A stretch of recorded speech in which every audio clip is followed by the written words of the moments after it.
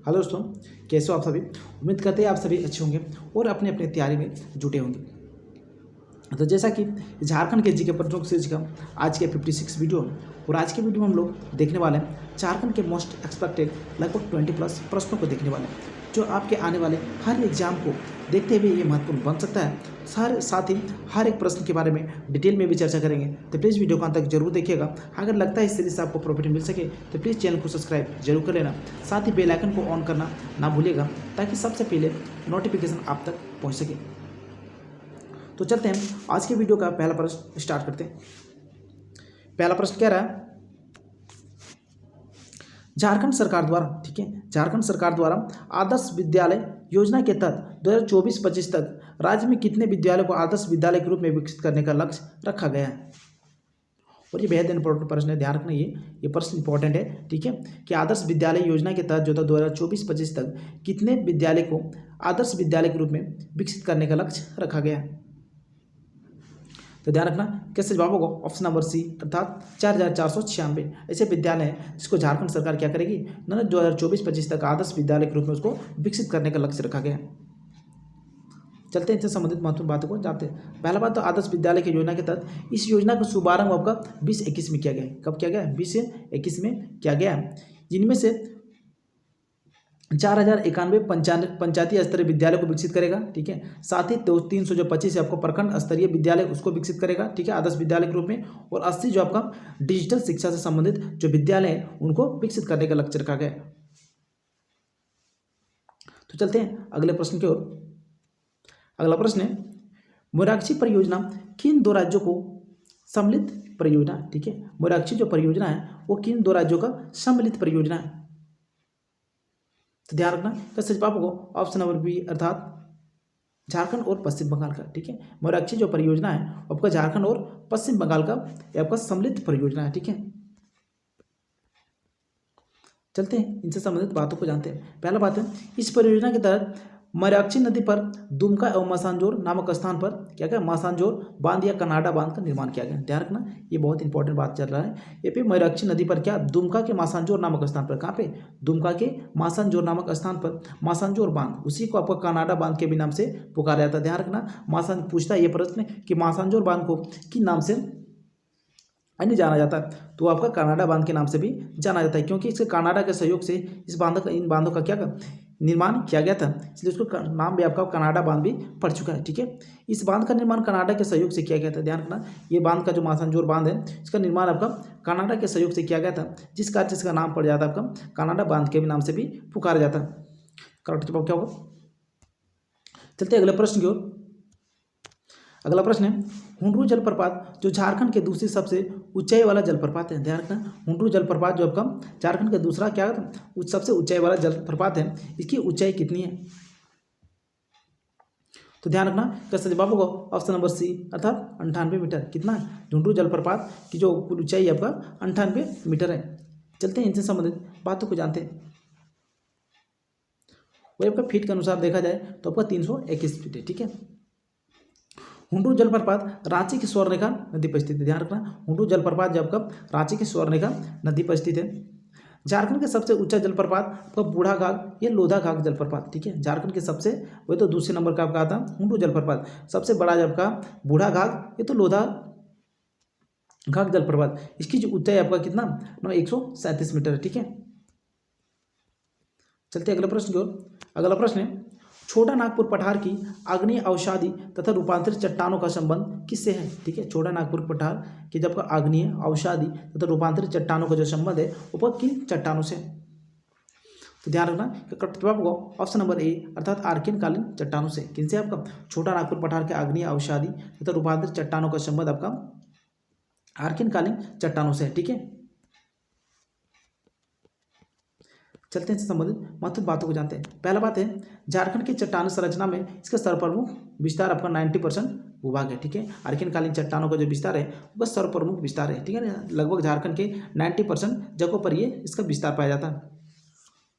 आर्कियनकालीन चट्टानों को जब मुख्य रूप से 2 वर्गों में विभाजित किया गया है, ठीक है। कितने वर्गों में? 2 वर्गों में विभाजित किया है। एक तो आपका आर्कियन क्रम, दूसरा धरावट क्रम। ये जो आपका आर्कियनकालीन चट्टानों का ही प्रकार है, ठीक ना। तो चलते हैं अगले प्रश्न की ओर। अगला प्रश्न है, सोहराय जो जनजातियों के एक महत्वपूर्ण पर्व है, ठीक है। सोहराय जो आपका क्या जनजातियों के एक महत्वपूर्ण पर्व है, ये किस महीने मनाया जाता है? तो ध्यान रखना इसका सही जवाब होगा ऑप्शन नंबर सी, अर्थात कार्तिक महीने में, ठीक है। सोहराय जो आपका जनजातियों के एक महत्वपूर्ण पर्व है जो कार्तिक महीनों में मनाया जाता है। यह आपका एक पशुओं का एक प्रकार का पर्व है। ध्यान रखना सोहराय जो पर्व है वो पशुओं का प्रति एक पर्व है जिसमें पशुओं की पूजा की जाती है, ठीक है। अगला प्रश्न है, जेतगढ़ की किला झारखंड के किस जिले में स्थित है? जेतगढ़ के जो किला है वो आपका झारखंड के किस जिले में स्थित है? तो ध्यान रखना कि करेक्ट जवाब होगा ऑप्शन नंबर बी, अर्थात पश्चिमी सिंहभूम में, ठीक है। जेतगढ़ के जो किला है वो आपका झारखंड के कहाँ पे है ना, पश्चिमी सिंहभूम में पड़ता है, ठीक है। ये किला बैतरनी नदी के किनारे, जेतगढ़ की जो किला है वो आपका पश्चिमी सिंहभूम में बैतरनी नदी के किनारे स्थित है। ध्यान रखना किस नदी किनारे, आपका बैतरनी नदी के किनारे स्थित है। इस किला का निर्माण पुरहाट नरेश जो आपका अर्जुन सिंह ने कराया था। किसने कराया था? पुरहाट के जो नरेश था आपका अर्जुन सिंह ने कराया था। अगला प्रश्न है, झारखंड की 31वीं जनजाति कंवर जो खुद को वंशज मानते हैं, झारखंड की जो 31वीं जनजाति आपका कंवर है आपका ये खुद को वंशज मानते हैं। तो ध्यान रखना ये खुद को आपको वंशज मानते हैं कौरवों का। ध्यान रखना कंवर जो जनजाति है झारखंड की 31वीं जनजाति है जो आपको खुद को कौरवों का वंशज मानते हैं। चलते हैं कौरव जनजाति के बारे में महत्वपूर्ण बातों को जानते हैं।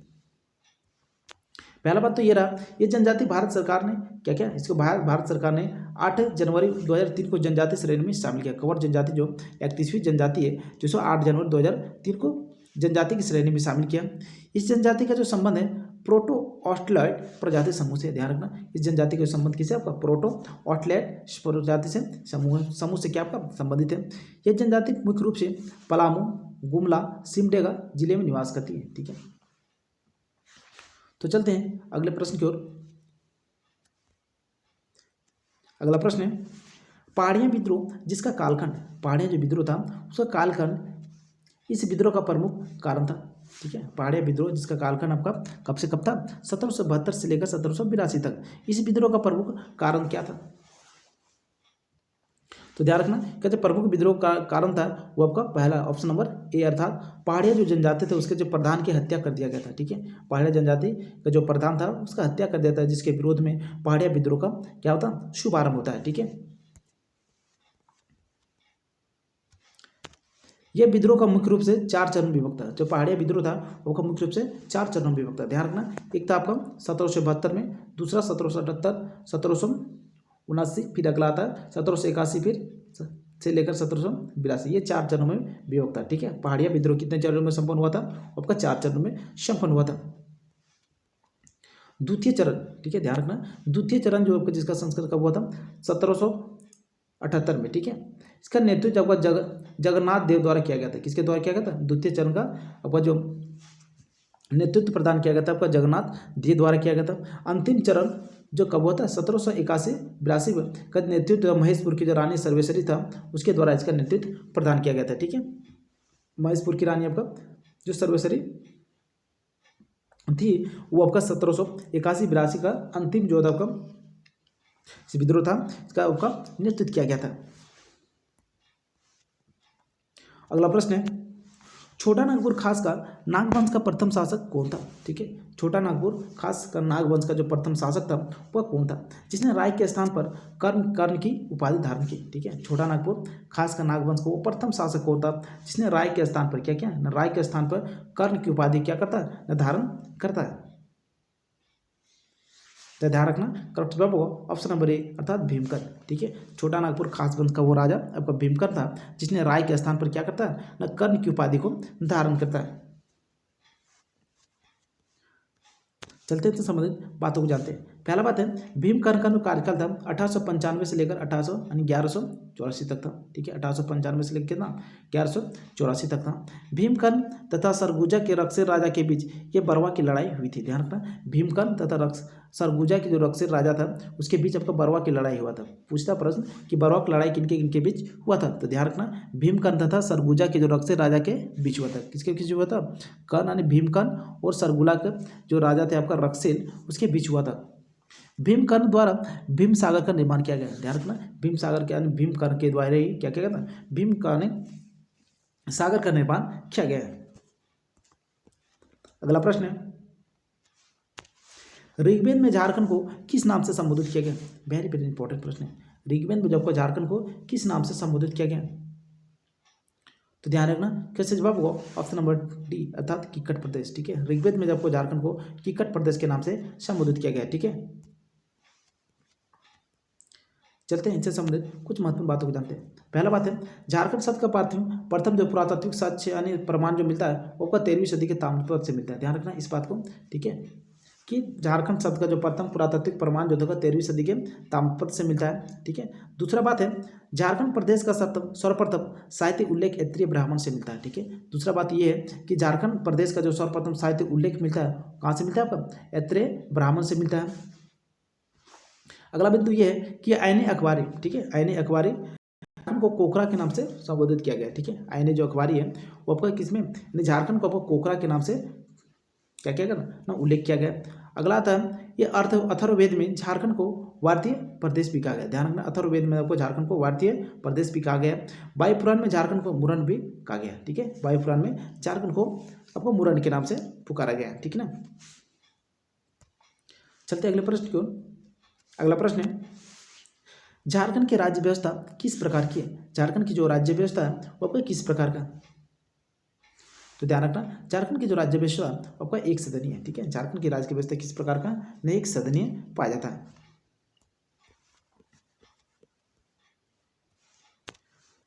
कुछ बातों को जान लेते हैं।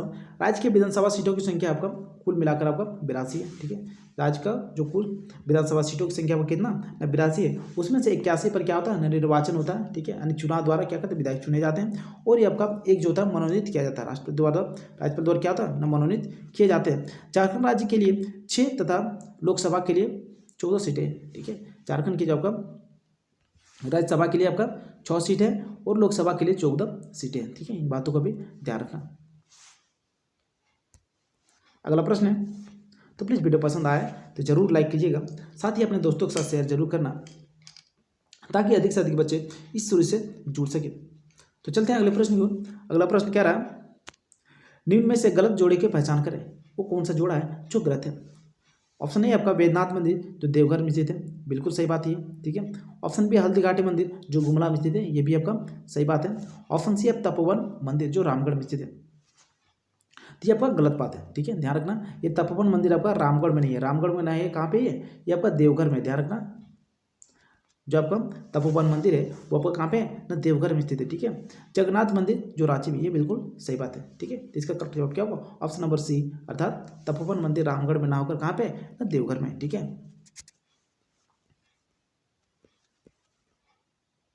अगला प्रश्न है, झारखंड के किस शहर को छोटा नागपुर का प्रवेश द्वार माना जाता है? झारखंड को कौन सा शहर है जिसे छोटा नागपुर का प्रवेश द्वार माना जाता है? तो ध्यान रखना, कैसे जवाब होगा? ऑप्शन नंबर बी अर्थात चतरा। ठीक है, झारखंड का वो शहर आपका चतरा है जिसे छोटा नागपुर का प्रवेश द्वार भी माना जाता है। ठीक है, चलते इससे संबंधित महत्वपूर्ण बातों को जानते हैं। सबसे पहला बात है, झारखंड के 700 पहाड़ियों का क्षेत्र। ध्यान रखना इस पॉइंट।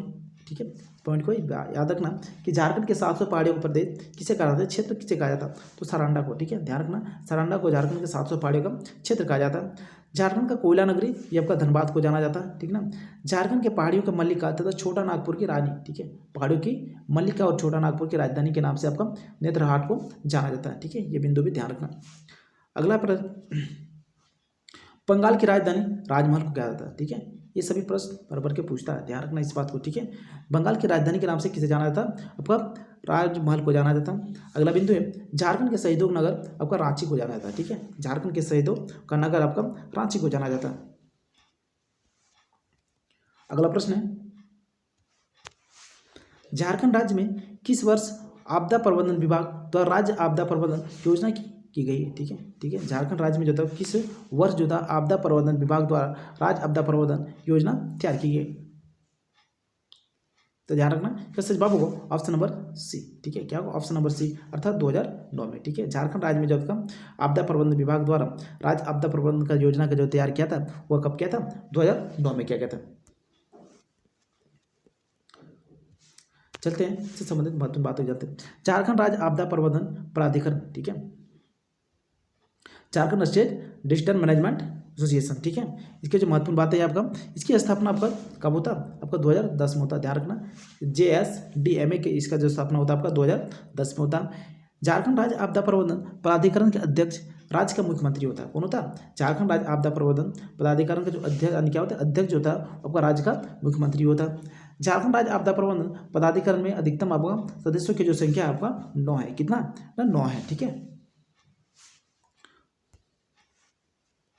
अगला प्रश्न है, अंग्रेज द्वारा प्रतिबंधित पुस्तक, ठीक है, अंग्रेजों द्वारा जो प्रतिबंधित पुस्तक देशर कथा तथा तिलकर मुकदमा, वेरी वेरी इंपॉर्टेंट प्रश्न, ध्यान रखना ये सब, ठीक है। अंग्रेजों द्वारा जो आपका प्रतिबंधित पुस्तक जो आपका प्रतिबंध लगाया गया पुस्तक था आपका देशर कथा और तिलकर मुकदमा का लेखक आपका कौन थे,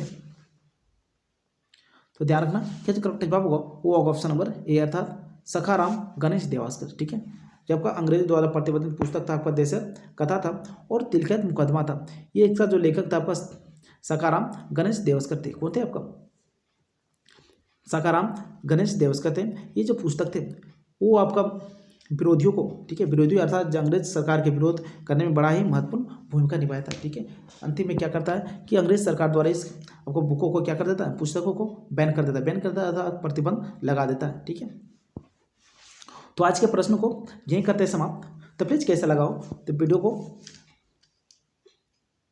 कमेंट के माध्यम से जरूर बताना, साथ पसंद आया तो एक लाइक जरूर कर जाना। हाँ अगर लगता है इस सीरीज से प्रॉफिट आपको मिल जाए तो प्लीज़ चैनल को सब्सक्राइब जरूर कर लें ताकि इसी प्रकार का रेगुलर वीडियो आपको मिलता रहे।